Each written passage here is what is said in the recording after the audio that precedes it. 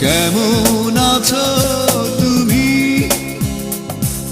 সুখী হতে পেরেছো কিনা জানতে বড় সাধু হয়। আমাকে ভুলেছো কিনা? কেমন আছো তুমি?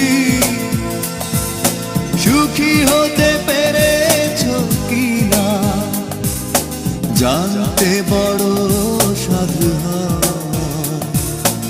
আমাকে ভুলেছো কিনা? তুমি